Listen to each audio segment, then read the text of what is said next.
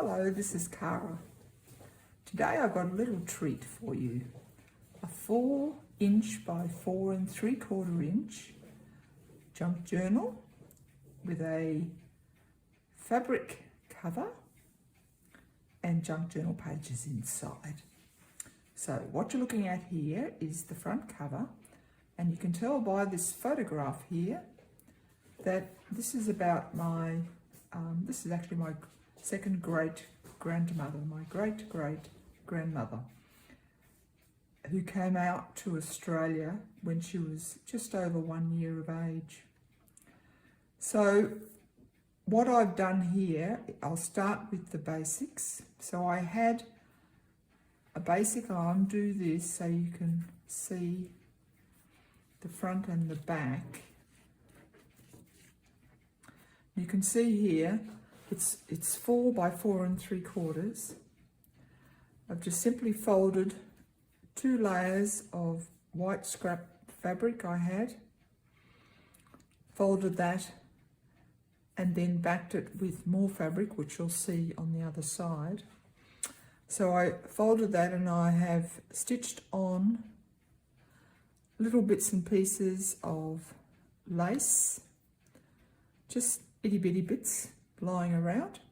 So I've stitched them off, and then I've put down this border of lace, which I think really sets it off. As you can see, it's got a tie clasp. This is gorgeous lace, it's really old lace. So that's the outside cover. This is a piece of fabric. It was printed on an inkjet using the freezer paper and fabric way of feeding the fabric through. I've then turned it under and needle turned it on to the piece of fabric. Little piece of ribbon, a little small button, setting off the tie off. So when you open it, I decided not to actually have pages in a journal that were on down the centre there, stitched down the centre. I decided I'd do a little booklet, which is what this one is. Only a few pages in it because I don't really have too much information on my great-great-grandmother. Well, we have the basics, but not much more than that. And then this is another little fold away, which I'll show you in a minute, which has got some of her parents and grandparents and husband and that type of thing.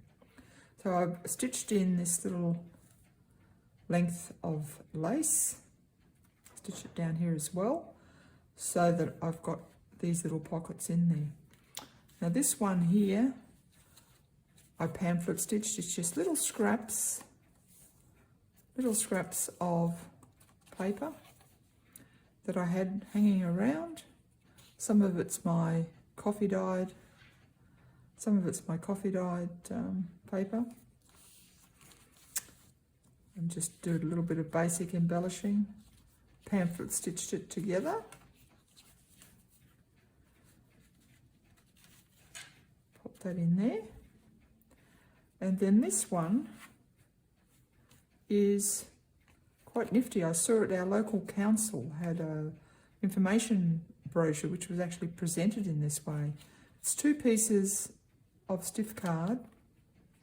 I had some lovely postcards, so I've cut that in half. Scrap of junk text paper on the front, stamped it, M for Minnie, which was her name. And then miracle of this is that it sort of all folds. So you actually fold an A4 piece of paper down the centre and into the different lengths which match this length. So you can see here, it's slightly overlaps when you look at it that way. Let's turn it around that way. So just an A4 piece of paper, trimmed a little bit, so you've got an edging here. You glue that half of your A4 top part of your piece on first with your folds, and then you glue the second one on, the other half of your page, you glue that on.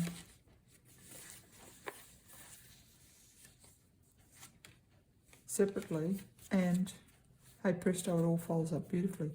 Not a very good explanation, I must admit. Probably just have to see it being done.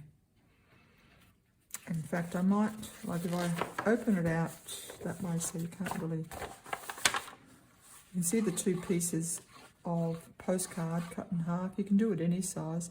This is an A4 width with a little tiny bit cut off at the edges. That's the A4 length, and it's folded into the sections, and each of these sections is that width. You get your folds in first, and then you just glue the top two on.